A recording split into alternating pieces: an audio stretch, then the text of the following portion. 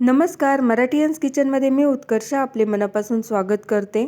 आज आपण super tasty chicken चाटची recipe बघणार आहोत। चिकन चाट हा खूप वेगळा चटपटीत स्नॅक्सचा प्रकार आहे, नक्की ट्राय करा।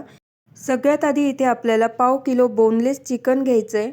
या बोनलेस चिकनचे आपल्याला लहान लहान पीस कट करून घ्यायचे आहेत। अशा पद्धतीने हे चिकनचे लहान पीस कट करून घ्यायचे आहेत।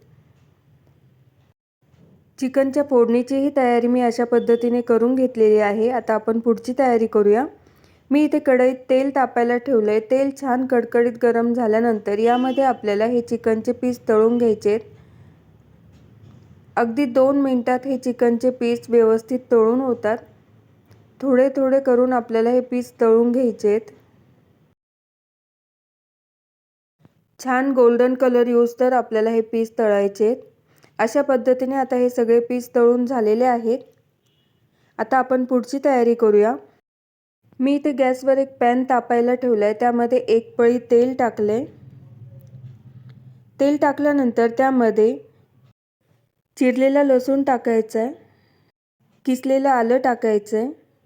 आलं टाकल्यानंतर त्यामध्ये 2 बारीक चिरलेल्या हिरव्या मिरच्या टाकायच्या आहेत। हे सगळं एकदा व्यवस्थित परतवून घ्यायचं आहे। अगदी थोडंसं परतल्यानंतर यामध्ये लगेचच एक बारीक चिरलेला कांदा टाकायचा आहे। कांदा आपल्याला थोडाच परतवून घ्यायचा आहे। लगेचच यामध्ये आपल्याला कांदा परतल्यानंतर पाव वाटी पाणी टाकायचं आहे। कांदा खूप जास्त परतवायचा नाही, त्यामध्ये लगेचच पाव वाटी पाणी टाकायचं आहे आणि यामध्ये आता 1 चमचा धना पावडर, अर्धा चमचा चाट मसाला, अर्धा चमचा मिरी पावडर, 1 चमचा बडीशोप पावडर टाकायची आहे आणि अर्धा चमचा लाल मिरची पावडर टाकायची आहे। हे सगळे या फोडणीमध्ये आपल्याला परतवून घ्यायचं आहे। परतवून घेतल्यानंतर लगेचच आपल्याला गॅस बंद करायचा आहे।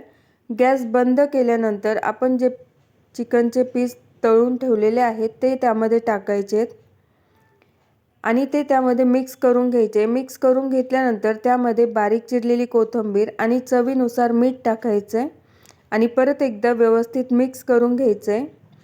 मिक्स केल्यानंतर आता आपल्याला हे चिकन चाट प्लेटमध्ये काढून घ्यायचं आहे।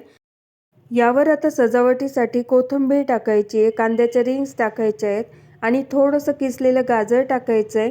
अशा पद्धतीने चटपटीत चिकन चाट तयार आहे। तुम्ही पण ही रेसिपी नक्की ट्राय करा आणि तुम्हाला जर हा व्हिडिओ आवडला असेल तर लाईक करा, शेअर करा आणि मराठीयन्स किचन चॅनलला सबस्क्राईब करा।